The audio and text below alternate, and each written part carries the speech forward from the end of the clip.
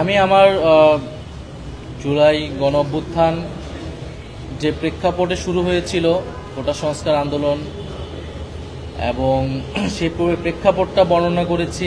সেই প্রেক্ষাপট বর্ণনা করতে গিয়ে 2018 সালের আন্দোলন থেকে এটা শুরু হয়েছে এবং সেই সময়কার ঘটনা এবং পরবর্তীতে বিশ্ববিদ্যালয়ে যে রাজনৈতিক ঘটনাগুলিগুলো ঘটেছে, ডাকসু নির্বাচন সহ যে অন্যান্য ঘটনাগুলি, এবং 2024-এ যে হাইকোর্ট যে রায় দিল 5ই জুন কোটা প্রথাকে পুনর্বহাল করে 18 সালের পরিপত্রটাকে বাতিল করে, সেইখান থেকে শুরু হয়েছে। এবং এর পরবর্তীতে সেই রায়ের প্রেক্ষিতে আমরা ঢাকা বিশ্ববিদ্যালয় সহ বিভিন্ন বিশ্ববিদ্যালয়ে যে কর্মসূচি নিলাম এবং 1 জুলাই থেকে সারা দেশে একযোগে যে বৈষম্যবিরোধী ছাত্র আন্দোলনের ব্যানারে আমাদের আন্দোলন সংগঠিত হলো এবং 1 জুলাই থেকে 14 জুলাই পর্যন্ত যে ঘটনাবলীগুলো ঘটেছে, বাংলা ব্লকেট কর্মসূচি, আন্দোলনে বিভিন্ন বাধা দেওয়া, মামলা প্রদান করা এবং 14ই জুলাই শেখ হাসিনার যে রাজাকার বক্তব্য দেওয়া, রাজাকারের নাতিপুতি হিসেবে আখ্যা দেওয়া, তার প্রতিবাদে শিক্ষার্থীদের রাজপথে নেমে আসা,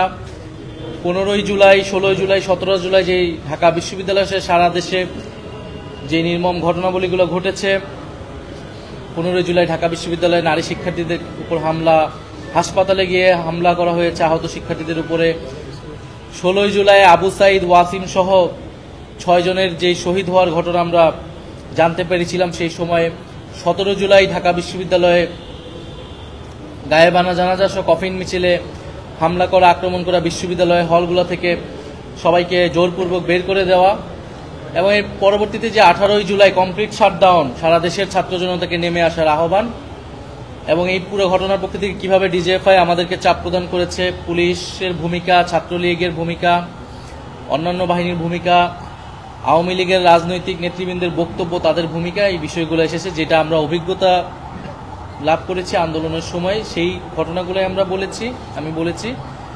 এবং আজকে আমরা মূলত 18 এবং 19 জুলাই পর্যন্ত কমপ্লিট শাটডাউনের সেই সময়ের ঘটনাবলীগুলোটা ব্যাখ্যা করে আজকে জবানবন্দি আজকের মতো শেষ হয়েছে। 18ই জুলাই আমরা দেখেছি যে প্রাইভেট বিশ্ববিদ্যালয়ের ছাত্ররা, মাদ্রাসার ছাত্ররা সহ সারা দেশের সাধারণ মানুষ যখন নেমে এসেছে, বিশেষত প্রাইভেট বিশ্ববিদ্যালয়ে প্রচুর শিক্ষার্থী তখন আহত নিহত হয়েছে। ঢাকার বিভিন্ন পয়েন্টে, বাড্ডা, উত্তরা, মিরপুর, যাত্রাবাড়ি, এরকম ঢাকা সহ দেশের সব জায়গায় কিন্তু যখন নেমে এসেছিল পুলিশ কিন্তু নির্বিচারে গুলি চালিয়েছে সেই সময়, 18 তারিখ এবং 19 তারিখ। পাশাপাশি যোগ দিয়েছিল ছাত্রলীগ, যুবলীগ সহ আওয়ামী লীগের সন্ত্রাসীরা এবং সেই নির্বিচার গুলিতে আমাদের আন্দোলনকারীদের প্রচুর ছাত্র জনতা সেই সময় শহীদ হয়েছিলেন এবং আহত হয়েছিলেন। সেই ঘটনাগুলো আমরা বলেছি।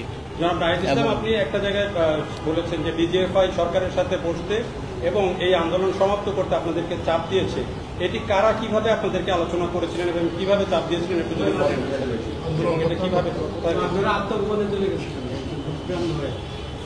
আমরা 17ই জুলাই যখন বিশ্ববিদ্যালয়ে ভ্যাকেন্ট ঘোষণা করা হয় তখন আমাদেরকে তারা তথ্য পাঠায় এবং এক পর্যায়ে আমাদেরকে ডেকে তারা বলে যে ছাত্রদের উপরে এই নির্মমতা, সরকারের এই অত্যাচার বাড়বে যদি না আমরা সরকারের সাথে আপোষ করি।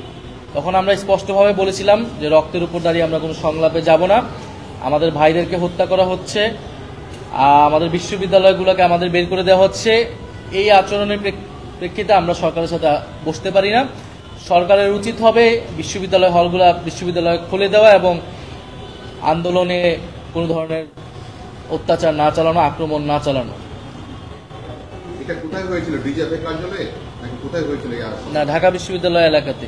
আপনি আরেকটা বলেছিলেন যে বিচার বিভাগের উপরে আপনারা বুঝে ফেলেছিলেন যে আস্থা পাচ্ছিলেন না, সরকার যখন বলছিল যে বিচার বিভাগের উপরে আস্থা রাখতে, আস্থাটা তখন হারালো কেন বা কি, কোন প্রেক্ষাপটে আপনি বলছেন যে বিচার বিভাগ সরকারিকরণ করা হয়েছে? এই সরকার যে একটা ফ্যাসিবাদী এবং স্বৈরাচারী সরকার এবং তিনবার নির্বাচনকে তারা ভোটাধিকার কেড়ে নিয়ে যে ক্ষমতা নিরঙ্কুশ করছে, এটা তো আমাদের কাছে স্পষ্ট ছিল। এবং দেশের সবগুলো প্রতিষ্ঠানকে যে তারা দলীয়করণ করেছে এবং নিজেদের দলীয় স্বার্থে ক্ষমতায় থাকার স্বার্থে ব্যবহার করছে, এটাও আমাদের কাছে স্পষ্ট ছিল। ফলে আমি বলেছি যে 18 সালে আমাদের সেই সন্দেহ রয়ে গিয়েছিল যে কোটা সংস্কার বা বাতিল কোনোটাই শেখ হাসিনা বা সরকার চাননি। সেই সময়ে আন্দোলনের প্রেক্ষিতে চাপের মুখে সরকার ঘোষণা দিয়েছিল এবং তার পরিকল্পনা ছিল সেটাকে সে যে কোনো সুযোগ পাওয়া মাত্র ফিরিয়ে আনবে, এবং সেটাই আমরা দেখেছি 2024 সালে ইলেকশনের পরে।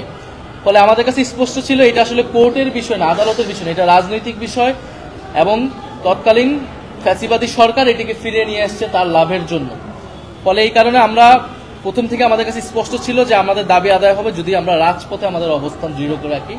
এই কারণে আমরা আদালতের প্রতি আমাদের আস্থা ছিল না এবং আমরা আদালতে যাইনি, আদালতের বিষয়ে আমরা কোনো মন্তব্যই করি না। আমরা বলেছি এটা নির্বাহী বিভাগের বিষয় এবং আমরা আমাদের আন্দোলন রাজপথ থেকে আদায় করব। সারোয়ারের বিষয়ে বলেছিলেন, সারোয়ারের বিষয়ে কোনো আছে কিনা? আপনি কোনো চাপ প্রয়োগ করেছিলেন কর্নেল ডিজিএফআই আজকে এই বিষয়ে মিডিয়ার একটা প্রসঙ্গ বলেছিলেন যে প্রথমে বলেছেন মিডিয়া, পরে এটাকে ইলেকট্রনিক মিডিয়া বলেছেন। এটা কি আসলে ঢালাওভাবে মানে সব ইলেকট্রনিক মিডিয়া কি আসলে সবাই দেখায় না আপনাদের? আমাদের সেই দিনের প্রেক্ষিতে আমাদের আমার যেটা অভিজ্ঞতা ছিল, হয়তো অনেক মিডিয়া এর বাইরে ছিল বা চেষ্টা করেছে, আমরা পরবর্তীতে এগুলো শুনতে পেয়েছি, কিন্তু 18 তারিখ বা 19 তারিখ আসলে মিডিয়াতে আমরা আসলে দেখতে পাই নাই। মিডিয়াতে বারবার কিন্তু দেখানো হচ্ছিল যে আন্দোলন স্থগিত হবে, সরকারের সাথে তারা বসবে, এরকম নানান বিভ্রান্তিমূলক তথ্য আসলে হেডলাইন করা হচ্ছিল। এবং আমরা মিডিয়া বা সাংবাদিকদের কাছে যে তথ্যটা পাঠাচ্ছিলাম এবং এত যে হত্যাযজ্ঞ চলছে সেটা কিন্তু টেলিভিশনে আসতেছিল না। সেই প্রেক্ষাপটে আমি বলেছিলাম যে মিডিয়াকে সেই সময়ের জন্য সরকার সম্পূর্ণভাবে নিয়ন্ত্রণে নিয়ে নিচ্ছে। একটা শেষ প্রশ্ন, একটা হলো যে আপনি এই মামলায় কালকে অবশিষ্ট সাক্ষ্য দেবেন, আপনার এই মামলার প্রত্যাশা কি থাকবে? আর দ্বিতীয় কথা হলো যে প্রক্রিয়ার বিচার চলছে, মানে আপনি কি বিচার পুরো প্রক্রিয়াটা নিয়ে আপনি সন্তুষ্ট কিনা ওভারঅল যদি বলতেন দুটাই, কি প্রত্যাশা করেন এই মামলা? প্রত্যাশা করি ন্যায় বিচার, যে এত মানুষ, এত আমাদের ভাই বোনেরা শহীদ হয়েছেন, আহত হয়েছেন, রক্ত দিয়েছেন, আমরা সকলেই ন্যায় বিচার পাব এবং যারা এই হত্যাকাণ্ডের সাথে জড়িত, আওয়ামী লীগ, পুলিশ সহ যারা জড়িত তারা বিচারের আওতায় আসবেন, তাদের শাস্তি হবে এবং এই ন্যায় বিচার একটা নিদর্শন হয়ে থাকবে শুধু বাংলাদেশের জন্যই নয়, পৃথিবীর জন্য, যে যদি কেউ স্বৈর শাসন কায়েম করতে চায়, জনগণের উপরে আক্রমণ চালায়, জনগণকে হত্যা করে, তার পরিণতি আসলে কি হয়। আর দ্বিতীয়ত আমি বলেছি যে এখন পর্যন্ত ট্রাইব্যুনালে আমরা সন্তুষ্টি জ্ঞাপন করছি, বিচার চলছে, কিন্তু মামলা কিন্তু আরো অনেকগুলো, এটা কিন্তু মাত্র একটা মামলা। ট্রাইব্যুনালে অনেক মামলা রয়েছে এবং সাধারণ কোর্টে আরো অনেক মামলা রয়েছে, গুমের মামলা রয়েছে।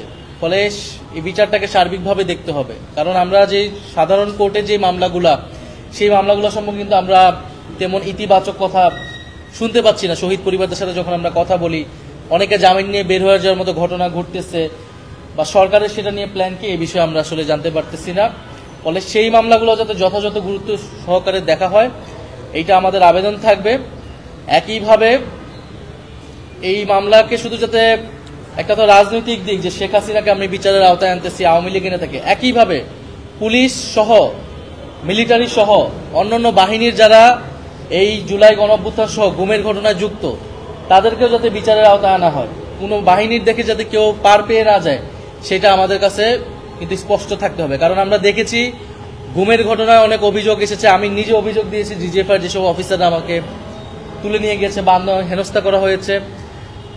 এছাড়াও যারা সেনাবাহিনীর বিভিন্ন অফিসার, র্যাবে যারা ছিল, ডিজিএফআইতে যারা ছিল, তারা যেই নেতিবাচক ভূমিকা গুমের ঘটনা এবং জুলাই গণঅভ্যুত্থানে পালন করেছে, আপনারা রামপুরা বাড্ডার ঘটনায় দেখেছেন, বিজেপির একজন আর্মির অফিসার, এদেরকে কিন্তু এখনো গ্রেফতার করা হচ্ছে না। ফলে ট্রাইব্যুনালের কাছে এবং আদালতের কাছে, সরকারের কাছে আমাদের কিন্তু আবেদন থাকবে যে অপরাধী যে তাকে যাতে বিচারের আওতায় নয়, সে কোন বাহিনীর সেটা যাতে দেখা না হয়।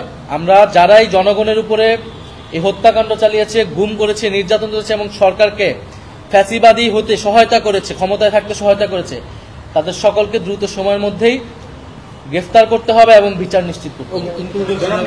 অফকোর্স একটু বলবেন, আপনি 14 এবং 15 তারিখ, 14 তারিখে প্রধানমন্ত্রীর বক্তব্য এবং 15 তারিখ ওবায়দুল কাদেরের যে বক্তব্য, এই দুটি বক্তব্য আপনাদের আন্দোলনে কি ধরনের ভিড়েলে ছিল বা কতটুকু উস্কানি দিয়েছিল, একটু বলবেন। আপনি সাক্ষ্য বলেছেন 14 জুলাই আমাদের প্রত্যাশা ছিল সেই সময় যে শেখ হাসিনা এসে হয়তো আন্দোলন পক্ষে কথা বলবে, কিন্তু আমরা দেখলাম যে আন্দোলনের বিপক্ষে মুক্তিযোদ্ধা কোটার পক্ষে অবস্থানে এবং শিক্ষার্থীরা যারা আন্দোলন তাদেরকে রাজাকারের বংশধর, রাজাকারের নাতিপুতি হিসেবে ট্যাগ দেওয়া হয়, সেটা শিক্ষার্থীদের জন্য ছিল অমর্যাদাকর, তাদের অভিভাবকদের জন্য ছিল অপমানজনক এবং সবাই ক্ষুব্ধ হয়ে কিন্তু শুধু ঢাকা বিশ্ববিদ্যালয় না, সারা বাংলাদেশের শিক্ষার্থীরা, ছেলেরা মেয়েরা কিন্তু রাস্তায় নেমে সেই রাতে এটার প্রতিবাদ জানিয়েছিল এবং এই বক্তব্য প্রত্যাহারপূর্বক শেখ হাসিনাকে ক্ষমা চাওয়ার দাবি জানিয়েছিল। একইভাবে 15 তারিখ আমরা দেখেছি যে ওবায়দুল কাদের বলেছিল এই আন্দোলন দমনের জন্য ছাত্রলীগই যথেষ্ট, এবং এই বক্তব্য ছিল স্পষ্ট, উস্কানিমূলক, নির্দেশনামূলক, যে আন্দোলনকারী যারা রয়েছে তারা রাজাকার, তাদেরকে আক্রমণ করা, তাদেরকে হত্যা করা বৈধ। ফলে সেই প্রেক্ষিতে, সেই সূত্র ধরে কিন্তু 15 জুলাই আন্দোলনকারীদের উপরে, নারী শিক্ষার্থীদের উপর ব্যাপক হামলা চালানো হয়।